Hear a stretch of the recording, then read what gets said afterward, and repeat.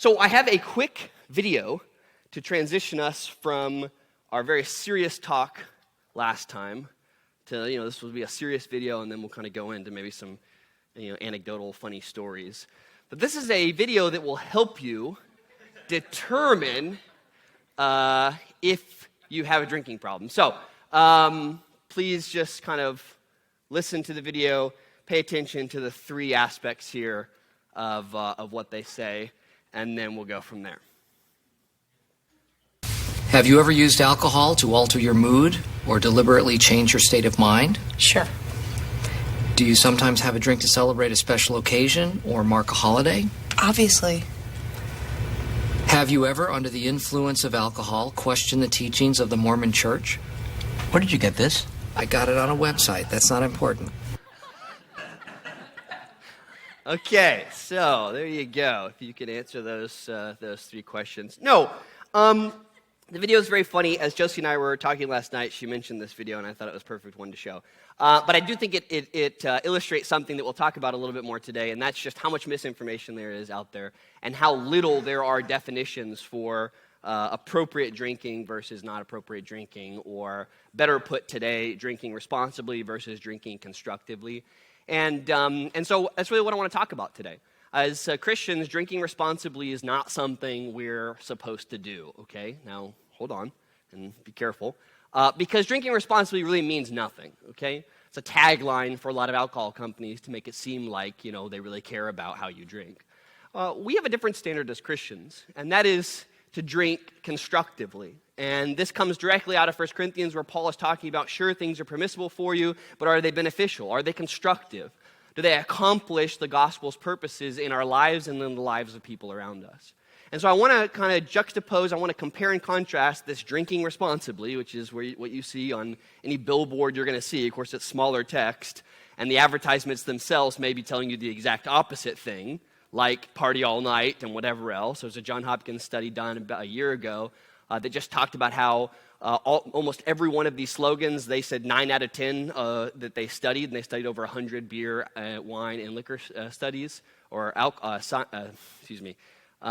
advertisements, and almost 9 out of 10 had either the drink responsibly slogan, some small letters, had an issue with basically their advertisement said drink responsibly, but what the person was doing in the picture or being encouraged to do was not at all responsible drinking. And 3 was that none of them, well, except for one, had anything that would define what drinking responsibly actually meant. Okay, just sort of said it and expected that somehow you would know that. And so the whole point of this sermon is really to compare the ideas that we have in our society of drinking responsibly, whatever that means, to what we're called to as Christians, really doing things in a constructive way. My dad and I were at Text Office yesterday. I eat at Text Office all the time.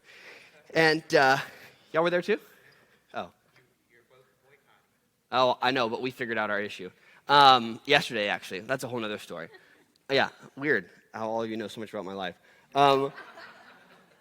Anyway, my dad and I were there. Actually, it was on accident because they advertised something that was at Roosters and on accident and put it at Textapa. So I meant to go to Roosters, but, whatever. And my dad, because he's crazy, was asking someone how he could get a .22 rifle with a silencer so he could kill rabbits. To his credit, he has these rabbits in his backyard that are absolutely crazy. And he shoots them with a pellet gun, and it doesn't work. I know all of you are thinking, oh, this is so terrible, but they really ruin a lot around his property, right? So, of course, I get the bartender that I know at Text Office, and he's all into guns, and so he starts telling him this story about this guy that makes, silencers on his own, and my dad and him just talked while I just played around on my phone. Anyway, the guy mentioned at some point, that, oh, yeah, this guy's a little bit crazy, though. He drinks like 12 beers a day. My dad goes, okay, so he's an alcoholic. And the guy's like, oh, no, we kind of live in a day and age where I feel like you're an alcoholic if you can't handle it. And my dad's like, yeah, that's not right. And he just kind of laughs and gets up and walks away. So I thought it was very funny. But we mentioned this last time in talking about how bartenders sometimes really blur the lines between what is and what isn't. Someone drinking 12 beers a day consistently, I think we've got a pretty good idea they have at least alcohol use disorder, if not they're a full-blown alcoholic. And yet here he is saying, well, it's sort of like, not that way, so long as he can handle it, whatever that means. And I really have no idea. But I thought it was very funny.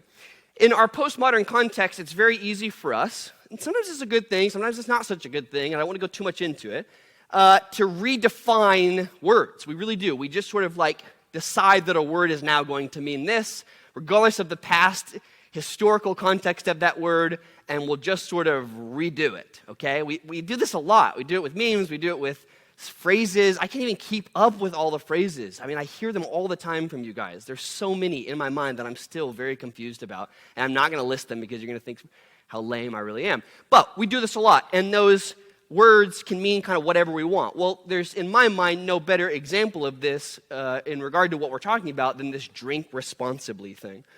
Which, if you ask anybody what that actually means, you're going to have a tough time for them trying to actually explain or describe what this means. So let me tell you the issue, I think, with this drink responsibly kind of ideology. And I'm going to give you 6 ideas that I think, or really it's 7. I really forgot I went back. I had Roman numerals 1 through 6, and then I had a 0 point that I wanted to make, but I couldn't figure out what the Roman numeral for 0 is. Yeah, right. Thank you. I figured that out. But the word for it is nulla. So no big deal, right? Nulla. So if you want to write nulla for 0.0, it's a cool word. You don't want to write it? You just want to write it? N-U-L-L-A. No? Really? Okay, Tabby, fine. You're lost. So I'm going to compare this kind of side by side. So don't get too confused about what's happening here. On the one hand, each point I'm going to make is this is the issue that I have with this drinking responsibly language. And then the second point, which we'll do sort of side by side for those full 7 points, is the gospel behind drinking constructively. Okay, so let me show you kind of how this is going to work. We'll figure it out. So the first one, the issue that I have with drinking responsibly is it's very exploitative and it's dishonest. Okay, it's just dishonest and exploitative because it's trying to encourage you to think that beer companies, of course, have your best interest in mind, or at least are concerned with you. Concerned about you a little bit, when in reality we know this is just dishonest advertising, false advertising. Beer companies get away with what cigarette companies can't even get away with. They don't even have to put a label that tells you the dangers of drinking. Some do willingly, some don't. But the point is that this is very exploitative. We talked about this last week, that the largest, most significant increases in alcohol use disorder is among minorities, low-income individuals, and women. Okay, if you missed that, I'll probably put that Facebook slide or PowerPoint, whatever thing, on the page. That way you can kind of go back through it, or relook at it and ask any questions if you've got them. So it's exploitative. It's exploitative on people who are sad, down and out. It's exploitative financially. I mean, guys, 73 alcohol drinks. Let's just hope. Remember we talked about 73 a week, 10% of our society? Let's just hope that's beer, because if it's liquor, oh my gosh, I don't know how they have money left over for anything else. Okay? But it's exploitative in a lot of different ways. This idea of drinking responsibly and its encouragement to really, make you think that you're ethical when in reality you're not really doing much at all. The gospel behind drinking constructively is, guys, we're supposed to be truth tellers. Whatever we do, we're supposed to be people who tell the truth about things. And a lot of us have a tendency, I think, to interpret this as I'm going to tell you what you need to hear. The first part of that is always ourselves being able to address the truth of the situation and what's really going on. And even more than that, and this is a weird theological idea that we won't go too far into, but we will talk about it a lot next semester, is Christians are now living in a day and age that most call the already but not yet, meaning that you're sort of stuck in between. And stuck is a bad word because this is actually a good thing. The arrival of the kingdom here and all of the kingdom principles, but those kingdom principles not being realized, of course, until Jesus comes back. But this is a very, very different age than those who lived before Christ. And as such, we have access to and knowledge of truth that our predecessors just simply did not have. And that kind of truth ranges from truth about salvation all the way down to truth about how we ought to live in the world and how we ought to do so simple things like interacting with drinking or other cultural norms or things like that. But we have that truth, and we are supposed to be people who talk about and tell the truth. And so this issue of being exploitative, which I'll talk about a little bit later on, and dishonest has no place, and it should have no place in our verbiage when we talk about things like drinking. 1 Corinthians 2 talks about the people of God having a secret knowledge that God has given us. This secret knowledge is not some arcane, I know secrets about how the world really works. What it comes down to, it's simply just wisdom about how to live. We have a wisdom, an experiential wisdom about how to live. And I'm going to address that a little bit more as we move on. The second thing is, and I think I've already made this clear, it's incredibly vague. Drink responsibly. It's very subjective. What responsible drinking for you may be, if it's 12 beers, is going to be different from me if I'm paying attention to what CDC or NIH says, which is no more than 4, in a sitting. So it's far too subjective and vague. And it leaves too much room for what us millennials and those of you who are Generation Z are pretty good at, the I'm the exception mentality. Well, there's something specific about me, my individuality, where I'm kind of the exception. I can handle this. It's hard to remember a bartender in Denton that I've met that didn't have this kind of perspective when it came to drinking. Well, I've kind of learned how to deal with it. And it's really kind of two sides of the, speaking out two sides of your mouth, because some people say they're really good at handling it, but then they have lots of stories of them not handling it. So it's a very strange, it doesn't really work, but somehow in their mind it does. So this vague definition I take issue with in drinking responsibility. But the gospel behind drinking constructively is we are the mirror of reality to the rest of the world, or at least should be. First, we look at ourselves in the mirror, was what James says, and allow the Word to tell us the reality of our situation and who we really are. This is one of the hardest parts about being a disciple of Christ, is actually looking into the mirror each day and knowing who you are. Because the risk you run when you really know who you are at your deepest level is failing to go the extra step to recognize that God has made you who you are and loves you in the deepest parts of who you are. What our society does, and it's very just easy and sinful nature to do, is ignore those things about ourselves that we don't like, or maybe exaggerate them in ways that get us what we want, but is not to actually look at ourselves in the mirror and really see the reality of who we are. But in Christ, the gospel frees us to do that, and while painful and difficult, it's good news that we actually are living based on reality, and not some false identity or some made-up set of qualifications or characteristics that we're achieving or trying to accomplish that aren't really who we are. We can look into the mirror and be really honest. And in accordance with that, we want to, as Christians, get to the bottom of things. To be honest. To get to the realities of what's actually going on. And this is one of my biggest problems, again, with this drinking responsibly, because it just scratches the surface. It's vague enough to make you feel like you're doing something, when in reality it's not getting deep at all. I think about this a lot when I hear students talk about, well, I was just tipsy. Well, first of all, there's no definition of what that means.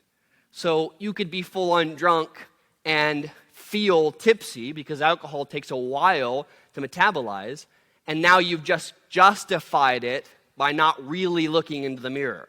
You're looking into some fake mirror or some picture of yourself that you see. You're telling yourself it's a mirror, but really it's just you an hour ago when you weren't, drunk. So this whole word of tipsy and whatever the heck that means, which has become popularized in our society, in my mind, is just an excuse for getting drunk and then not calling it that. And does alcohol have some immediate effects? And is there a period where there's this sort of in-between between being drunk and then having, well, yeah, sure, there is.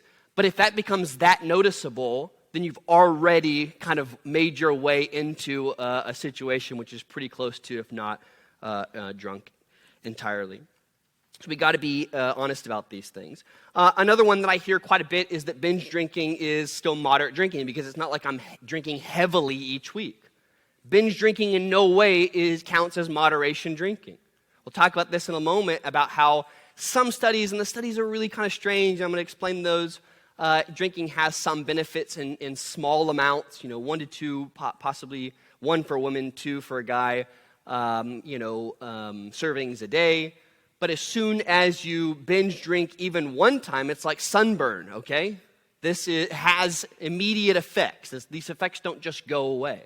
And one of the real big problems with some of the studies that even say that alcohol has beneficial consequences or has beneficial aspects to it is that a lot of times in the studies they're comparing people who don't drink at all to people who do, and a huge portion of those people who don't drink at one point in their life drank and maybe drank a lot.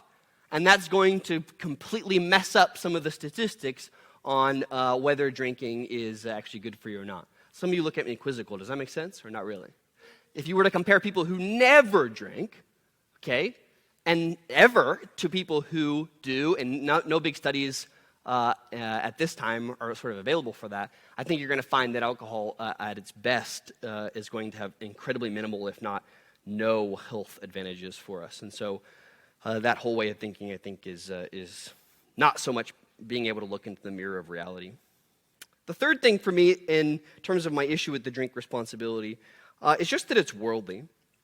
And what I mean by worldly, I want to harken back to a sermon that I preached probably 2-3 weeks ago now that talked about the two faces of worldliness. On the one hand, it's the I do whatever I want kind of freedom, no rules. And on the other hand is everything's a rule.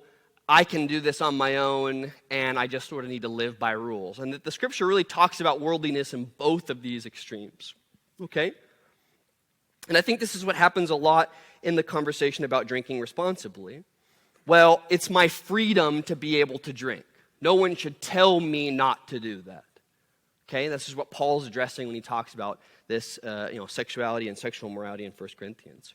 Or, I just live by the rule, no drinking entirely, and that's sort of, how I'm dealing with it.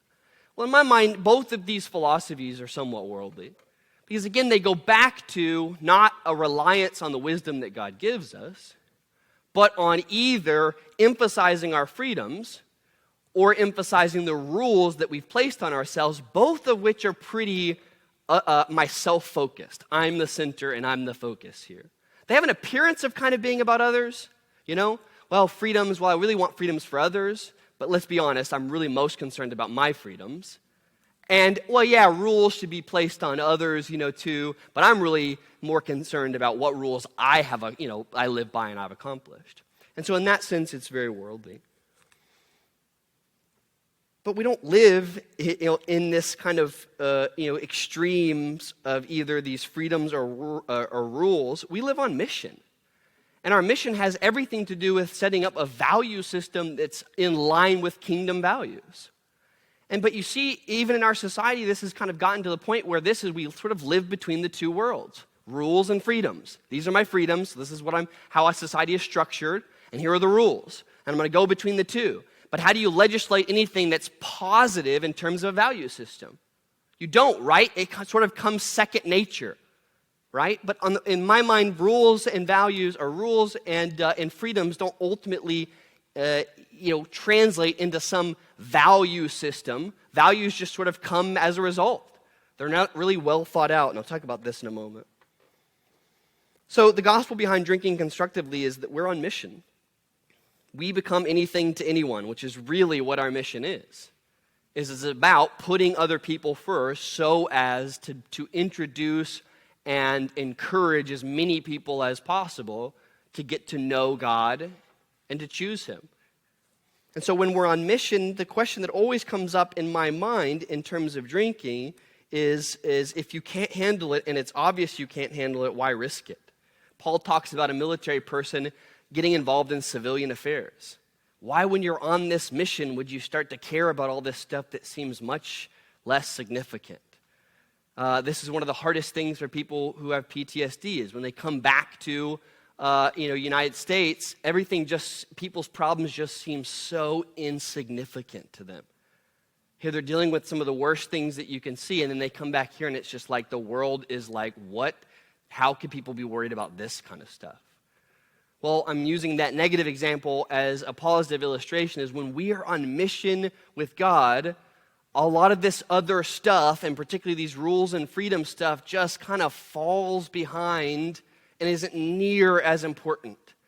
And when we make it important, we get off task. We forget that we are supposed to be anything to anyone. So if I've got people around me who are have issues with drinking, I don't ever talk about drinking.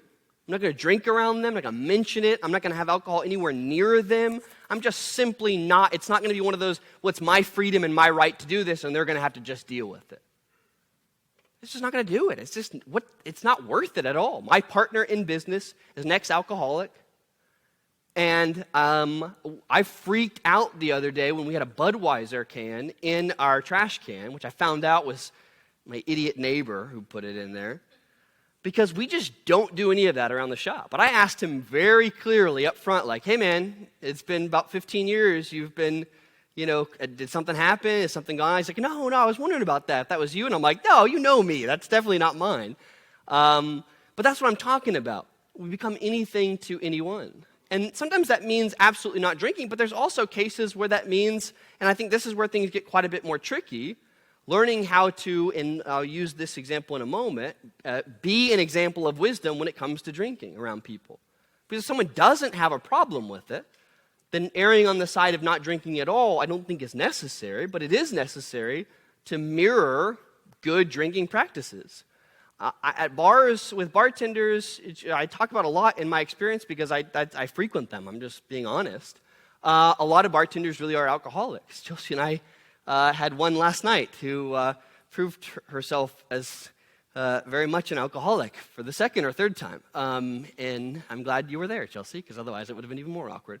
But what does it look like for us when we're in an environment where you're at a bar or something like that to drink responsibly?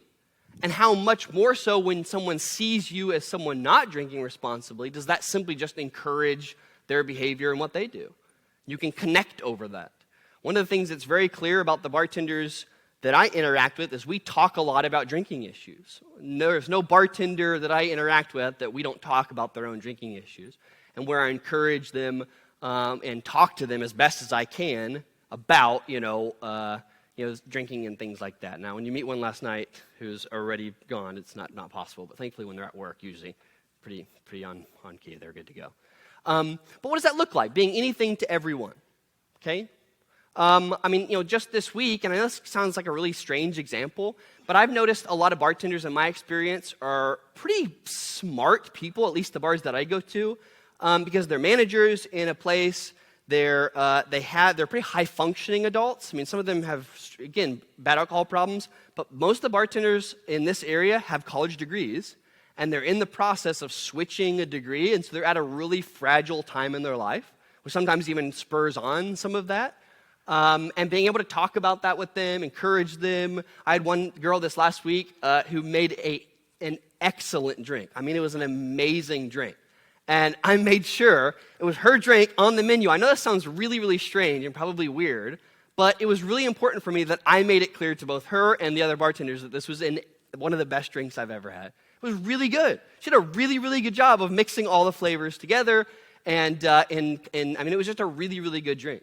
But anything to anyone, I think, can sometimes apply to those things. Using alcohol for good if you're going to drink, and certainly not backing off from that. But again, there's some obvious lines that you have to be careful with. The issue of drinking responsibly. The third thing here, or fourth thing, I'm getting confused on my notes here, and I think some of this is super overlapping. It's just not helpful. There's not a real strong focus on preventing getting into a situation where it's gone too far. There's just not. It's just drinking responsibly doesn't tell you how to go in and think through, okay, how much should I drink in this situation? It's just not preventative. And one of the real problems with, I think, our culture and the way we think about things being bad is they're usually not bad until the outcome is bad. We're just not very preventative in our thinking about a lot of things. Whether that's healthcare, drinking, whatever, it's bad when it turns out bad. So if I've been driving drunk for 5 years now, it's fine so long as I haven't gotten a DUI. So long as I haven't, injured someone. That's the kind of mentality I think I hear a lot, at least from some of the folks that I interact with. That this drinking responsibly thing is not helpful at all. It doesn't help us prevent or think about things. It's simply just, as long as it doesn't turn out bad, it's somehow okay. And of course, that's just playing with fire. But the gospel behind drinking constructively is always living as an example of wisdom for the people around us. It's not just telling people wisdom. It's living as an example of wisdom for the people around us. That's what we ultimately get in Jesus, is finally an example of wisdom that we can follow, that we can actually look at and say, here's how we ought to live life. Here's how we ought to think about the world around us. And so with drinking, we should always be living as an example of wise living. And if there's anything questionable, then it's just not going to be wise to do, or we have questions about whether it's not wise, we ought just not do it. Simple as that. We've got to live in accordance with examples of wisdom because we're living that life out, the already but not yet. As I mentioned already before, our rules and freedoms don't teach us values often. God teaches us values through the Holy Spirit. So our society and its freedoms and rules, the values that we talk about, they're just not taught to us. We just get them. We receive them, but we've never really thought about them very much. And I think that that's very different in how the kingdom works. The kingdom starts with the values in the example that Jesus gives us. These are positive instructions for how to live, not low standards for how to live, as we'll talk about in just a moment. So there's a huge issue. My favorite passage, I quote this all the time in regard to wisdom, is Jesus simply saying wisdom is proved right by her children, or wisdom is proved right by her actions. There is no possible way that you can live wisely and your actions not line up with that. Speaking wisely is not a thing. Okay? It's just not a thing. It's not possible. You live wisely. You don't speak wisely. The scripture is about an example of life that other people can imitate. And you can talk all day long, and the do as I say, not as I do, won't work because people catch those things, right?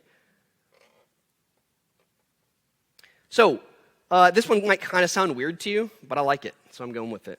The fourth thing is it's just anti-science. Drinking responsibly is just anti-science.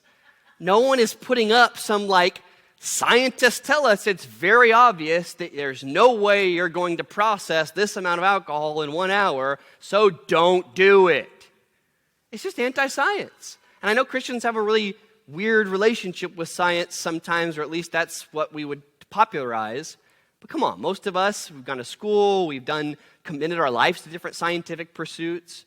I mean, pure science, or at least, I'm just going to use that word, not overly speculative science, let's just say that, is, according to the early church fathers, the second book of God.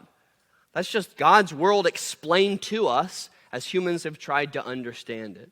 And so, we certainly don't want to mess around with that.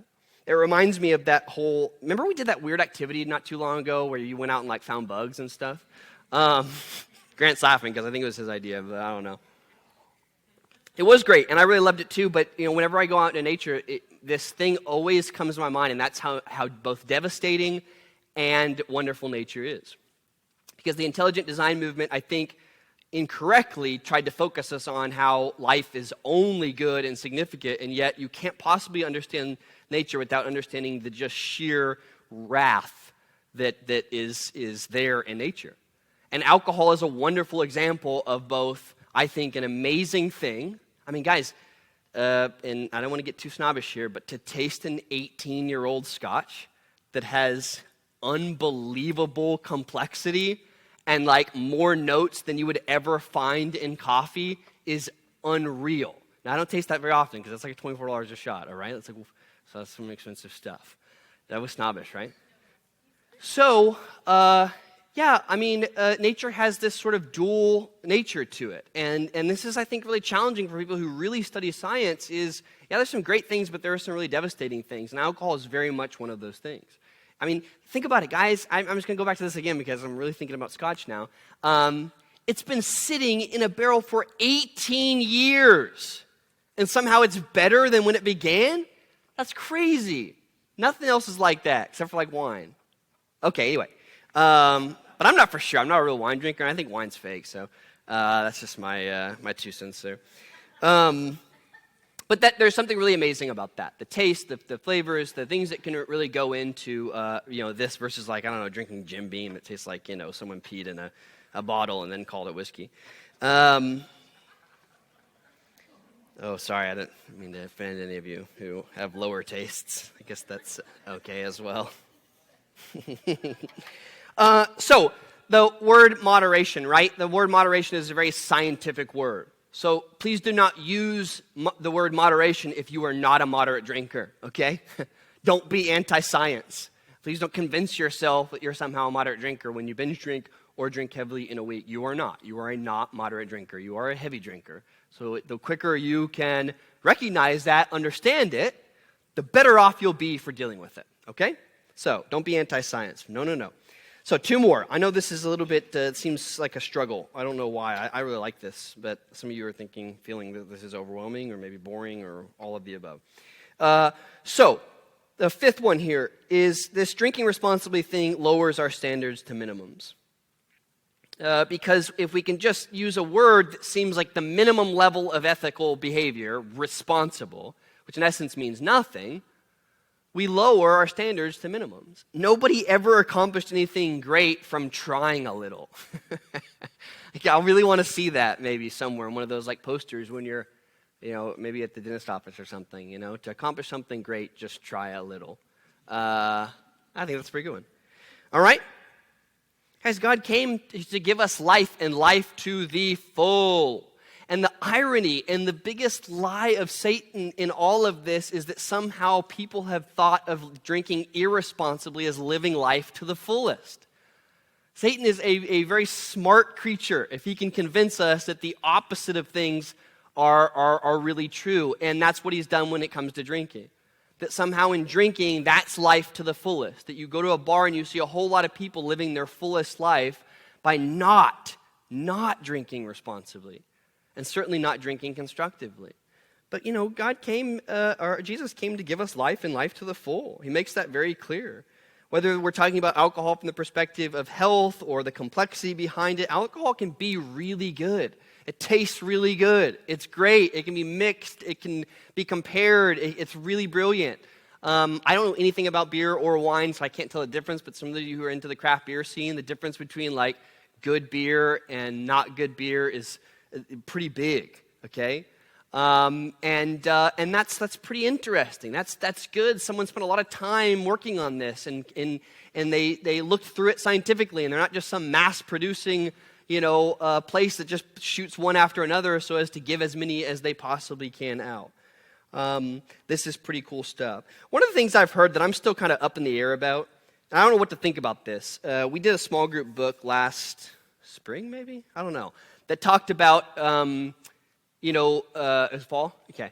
That talked about drinking as an opportunity to converse with people, and that a lot of great, deep theological conversations came as a result of drinking. Now, let me just say 2 things. On the one hand, I understand that. You have one sip of whiskey, if you treat it right and it's good whiskey, it could be an hour and a half for a 1 ounce shot for you to taste. I mean, it's just slow. It's the same thing with the good beer or wine or whatever else. If it's really tasting good and it's something that ought to be experienced, it's exactly like food. Who wants to just rush through food if it tastes really good, I don't. I mean, you go slow. About the only time I eat slow is when I'm eating really, really good food. And is it okay for me to have a conversation in the midst of that celebrates the, brilliance of this thing, that nothing else tastes like that any more than it is when I'm having a conversation over good food? Fine. But when the problem becomes you can only have good conversations when you're tipsy, that's a problem because you're not having a good conversation usually. A lot of you went back, not a lot of you, I'm sorry, but at least a few of my roommates, and watched that It's Always Sunny episode where they're like, going in, high school thing. But yeah, you're not understanding how this ought to work.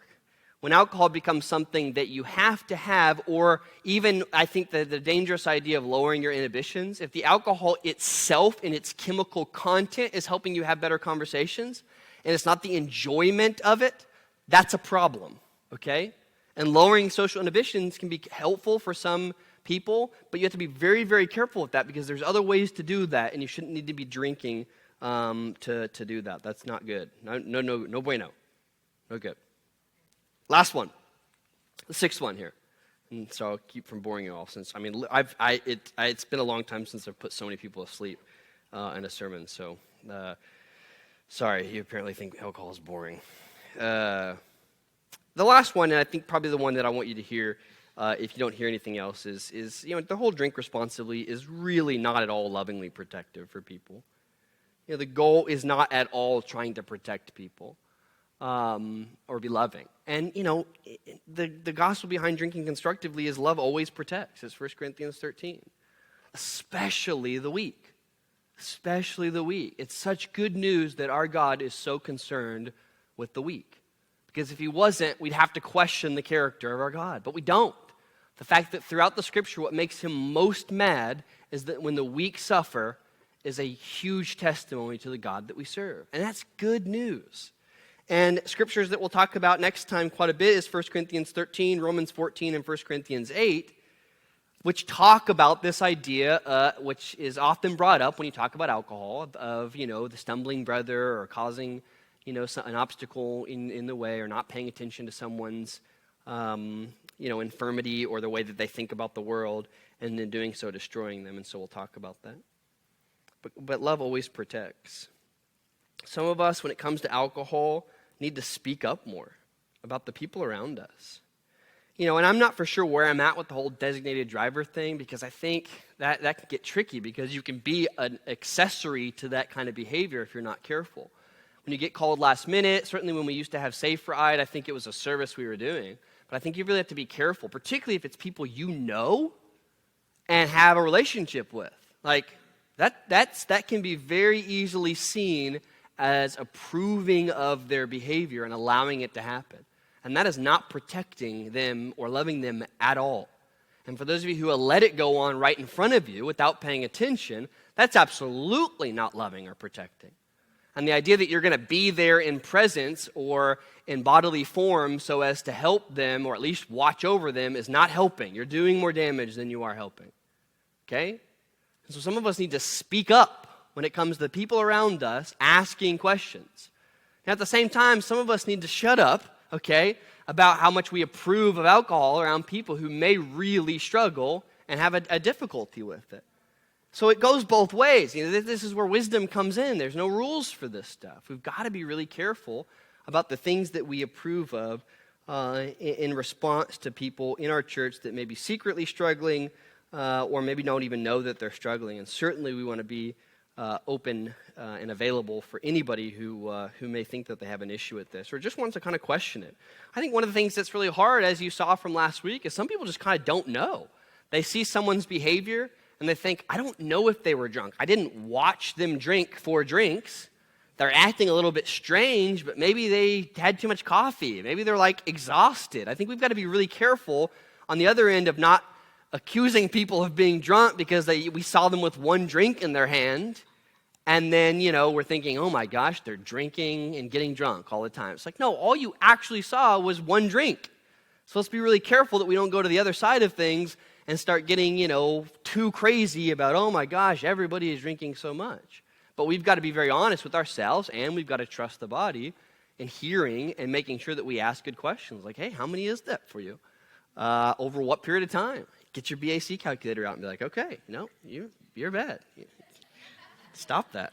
But seriously, this has got to be something that we care enough about each other and we're loving enough to be able to stand up for. You saw the kind of things last week that went into just the sad and kind of stark statistics of what drinking can do.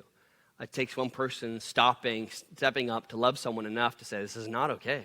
And yeah, it's embarrassing and it's no good, but it's absolutely what God does for us. And so we, as his people, do it for each other to reflect the character that he has. That he is a God that speaks up. And sometimes his speaking up comes across as pretty wrathful and angry, but it really is in our best interest, always. And it's loving us and taking care of the people around us who may be hurt by some of the behavior that we're exhibiting. And so we've got to be able to protect each other. Any questions? I just wanted to end with questions. I always have people come up and talk to me after, oh, you should have said this, you should have said that. And I'm like, okay, well, actually, you should have said that, or you should have asked it, because, I'm believe it or not, I'm not exhaustive in my ability to talk about this topic up here. So do you have any questions or thoughts or comments, maybe 2 or 3 minutes before we break for communion? I'm sorry I apparently bored you all so much with that sermon. Don't look at me like that. I've literally seen people fall asleep. Oh, you want me to list? It'd be like 10 people.